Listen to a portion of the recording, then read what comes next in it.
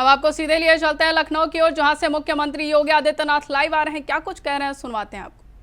Singh ji, Shri Umesh Dwivedi ji, doctor Lalji प्रसाद निर्मल जी, उत्तर प्रदेश सरकार के सलाहकार श्री अवनीश अवस्थी जी, अपर मुख्य सचिव परिवहन एवं अध्यक्ष राज्य सड़क परिवहन निगम श्रीमती अर्चना अग्रवाल जी,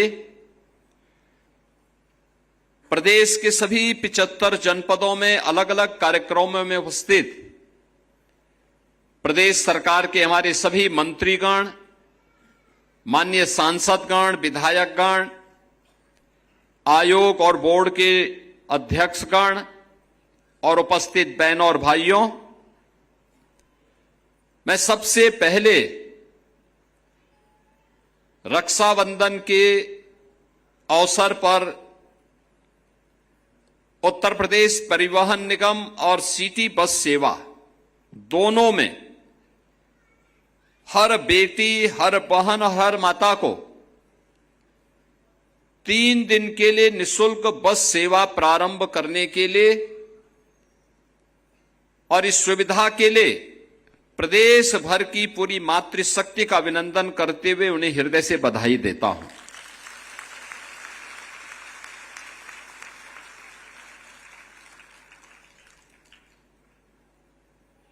और 29 के बाद 60 वर्ष की कोई भी महिला जो उत्तर प्रदेश की वासी हो,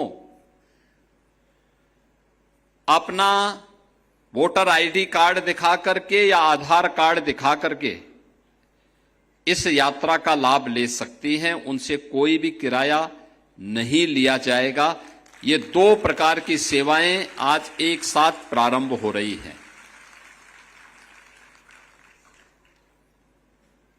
पहली बार महिलाओं के हित में काम करने वाले हमारे परिवहन मंत्री श्री दयाशंकर सिंह जी ने कहा कि ये कब घोषणा करें। हमने कहा भी रक्षाबंधन से अच्छा अवसर और क्या हो सकता है, और आज रक्षाबंधन के अवसर पर हम इस यात्रा को प्रारंभ करने जा रहे हैं। तो उन्होंने कहा क्या हो सकता है इस अवसर पर। हमने कहा भी सभी 75 जनपदों में आयोजन करिए, माताएं बहनें आएंगी, उनको मिष्ठान दीजिए, रक्षाबंधन की बधाई दीजिए, इस योजना की अभिनंदन भी करिए। और आज इसी कार्यक्रम में हम लोग सभी एकत्र हुए हैं, सभी माननीय जनप्रतिनिधिगण यहां पर उपस्थित हुए हैं और इतनी भारी संख्या में लखनऊ, सीतापुर, उन्नाव, बाराबंकी और रायबरेली अन्य जनपदों से आप लोग भी आए हैं। मैं आपका इस अवसर पर हृदय से बधाई देता हूं और सभी 75 जनपदों में आयोजित कार्यक्रमों में उपस्थित माताओं बहनों को भी हृदय से बधाई देता हूं, अपनी शुभकामनाएं देता हूं। आज जब हम इस कार्यक्रम में उपस्थित हैं, मैं आप सभी से एक बारे में जरूर बोलना चाहूंगा। ये जो सरकार आज आपके लिए इस योजना का शुभारंभ कर रही है, सबसे पहली बात तो जो यहां पर कहा गया, योजना का नाम हम लोगों ने रखा है लोकमाता अहिल्याबाई निःशुल्क बस यात्रा। लोकमाता अहिल्याबाई होलकर का महिला स्वावलंबन में बहुत बड़ा नाम है। उन्होंने जब ये देश मुगल आक्रांताओं के अराजकता की चपेट में था, उस समय लोकमाता अहिल्याबाई होलकर ने उस समय न केवल सुशासन के लक्ष्यों को प्राप्त करने के लिए बल्कि भारत की आध्यात्मिक और सांस्कृतिक विरासत के संरक्षण के साथ ही महिला स्वावलंबन का एक आदर्श उदाहरण प्रस्तुत किया था। न्याय की कसौटी पर उन्होंने उस समय जो तय किया था, आज उसका परिणाम हम सबके सामने है। जो चर्चा अभी यहां बृजलाल जी कर रहे थे, जो चर्चा यहां पर अभी श्री दयाशंकर सिंह जी कर रहे थे कि काशी में काशी विश्वनाथ का मंदिर हो या फिर सोमनाथ के मंदिर का, देश के अंदर सैकड़ों ऐसे मंदिर हैं जिन मंदिरों के पुनरुद्धार का कार्य विदेशी आक्रांताओं के द्वारा जब इन मंदिरों को तोड़ा गया था, क्षतिग्रस्त किया गया था, उन मंदिरों के पुनरुद्धार का काम अगर किसी ने किया था तो उस समय लोक माता महारानी अहिल्याबाई होलकर जी ने किया था। और आज मुझे बताते हुए प्रसन्नता है कि जब भी महिला स्वावलंबन की बात होती है तो हम सब लोक माता अहिल्याबाई होलकर का नाम बड़ी श्रद्धा के साथ, बड़े सम्मान के साथ स्मरण करते हैं। और इसलिए हम लोगों ने जब प्रदेश के अंदर कामकाजी महिलाओं के लिए छात्रावास बनाने के कार्यक्रम का एक योजना आगे बढ़ाई, लोगों ने कहा क्या नाम हो सकता है। मैंने कहा उन सभी जनपदों में जो भी हॉस्टल बनेंगे, प्रत्येक हॉस्टल में 500 कामकाजी महिलाएं रह सकती हैं, और मैंने कहा ये लोक माता अहिल्याबाई के नाम पे होना चाहिए, और उनका निर्माण का काम हो रहा है। ये लखनऊ में, कानपुर में, आगरा में, गाजियाबाद में, मुरादाबाद में, बरेली में, प्रयागराज में, अयोध्या में, गोरखपुर में, काशी में, झांसी में, सभी जगह लोक माता अहिल्याबाई होलकर के नाम पर कामकाजी महिलाओं के लिए छात्रावास के निर्माण का काम किया जा रहा है, जहां पे माताओं को, बहनों को, बेटियों को जो कामकाजी हैं उनको वहां पे निःशुल्क रहने की सुविधा प्राप्त होगी। और जब इस बस सेवा को प्रारंभ करने की बात आई तो हमने कहा भी देखो महिला स्वावलंबन का एक आदर्श उदाहरण बनेगा ये, और इसका नाम भी रखिए लोक माता अहिल्याबाई होलकर के नाम पर। तो इस पूरी सुविधा का नाम है लोक माता अहिल्याबाई निःशुल्क बस यात्रा।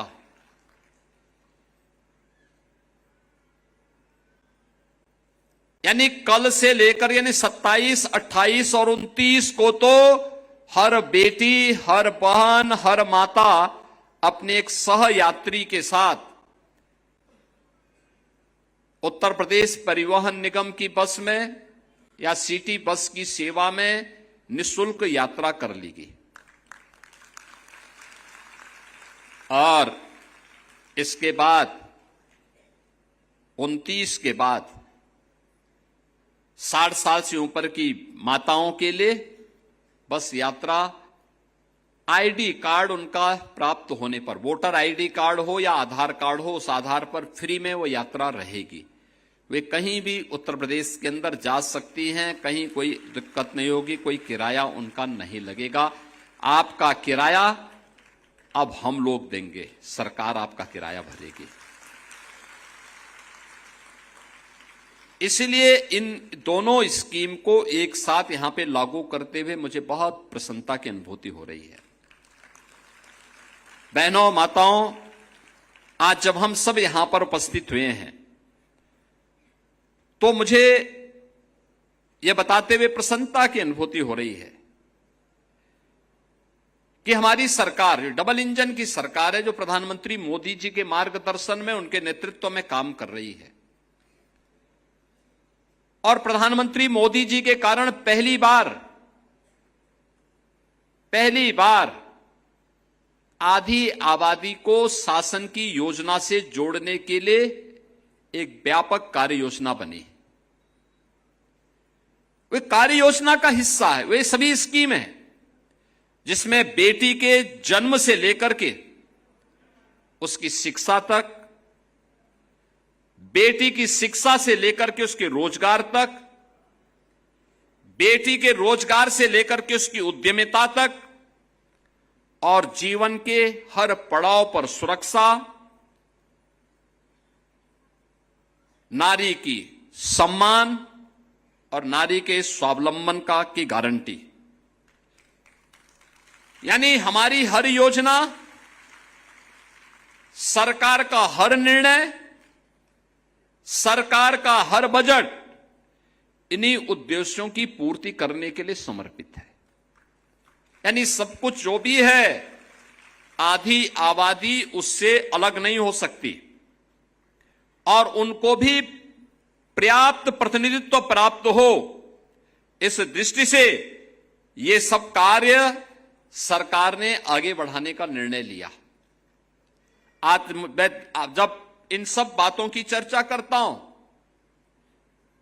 मुझे 2017 के पहले की भी सरकारों के कार्यप्रणाली याद आती है। 2017 के पहले एक दौर था, उस समय ये हर बेटी, हर बहन और हर माता की जवान पर एक नारा गूंजता था कि देख सपाई बिटिया घबराई। यानी जिन गुंडों को देख करके बिटिया घबरा जाती थी, यह नारा उस दौर के, उस गवर्नेंस के मॉडल का नाम है जिसमें बेटी की सुरक्षा पे संकट था, जहां पे उनका कोई सम्मान नहीं रह गया था। और स्वावलंबन की बात ही कहां, जब सुरक्षा नहीं, सम्मान नहीं, तो स्वावलंबन कहां से? न कोई इंटीग्रेटेड हेल्पलाइन थी, न कोई कमांड सेंटर था, न सीसीटीवी का नेटवर्क था, न महिला बीट सिस्टम था, न महिला हेल्प डेस्क। पेंशन और छात्रवृत्ति बिचौलिए तय करते थे और पुष्टाहार पर माफिया का कंट्रोल था। उत्सव से पहले उपद्रव हो जाते थे और कर्फ्यू जब लगता था तो सबसे ज्यादा परेशानी होती थी माताओं बहनों को। Land mafia, sand mafia, one mafia, पशु माफिया, नकल माफिया, ये प्रदेश की पहचान थी।